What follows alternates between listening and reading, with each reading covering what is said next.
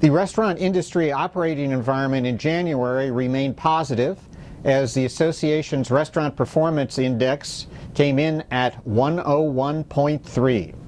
Basically, the decrease from December, 0.8%, was to be expected as December was actually at a 6-year high. Restaurant operators reported positive same-store sales and traffic, and regarding their expectations for the future, 53% of restaurant operators now expect higher sales in 6 months, and 50% expect to make a capital expenditure in the next 6 months, which bodes well for the restaurant industry supplier community. Now, regarding restaurant industry employment, in January, the industry added 33,000 jobs. Over the past year, the industry has actually added over 300,000 jobs.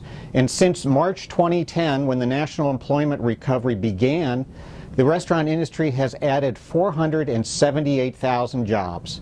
The restaurant industry has actually been one of the most important industries contributing to national employment growth as the economy recovers. Regarding what's going on with prices in the restaurant industry, wholesale food prices in January were still up 5.8% over a year ago levels. The rate of growth has diminished somewhat. In 2011, wholesale food price inflation was 8%, its highest in over 30 years. So the pace has come off a little.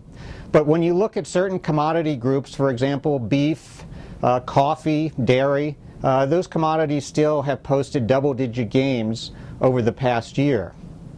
Now, not surprisingly, as commodity costs continue to put pressure on operators, restaurant menu price inflation has also edged up. For example, in January, restaurant menu prices were up 3.1% over year earlier levels. That's about the pace of overall inflation now, but still is substantially below grocery store price inflation, which is now running in excess of 5%. Restaurant operators are obviously paying quite close attention to what goes on with retail gasoline prices. Obviously, these increases can have a dampening effect on industry sales growth, particularly over the longer term, and more importantly, how long the price elevation remains and at what level. In the short term, consumer confidence in February didn't show any substantial impact of these higher gasoline prices, but as that increase is sustained in the months ahead, it will obviously put a dampening effect on consumers' cash on hand and consequently retail sales. So in sum, the Restaurant Performance Index in January, 101.3, down 0.8% from the 6-year record high in December. Restaurant industry employment, January up 33,000 positions, over 300,000 positions in the past year. Wholesale food prices, 5.8% in January, some moderation, but still elevated.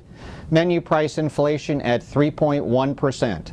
Don't forget, for additional information, to visit our website, restaurant.org. Thank you.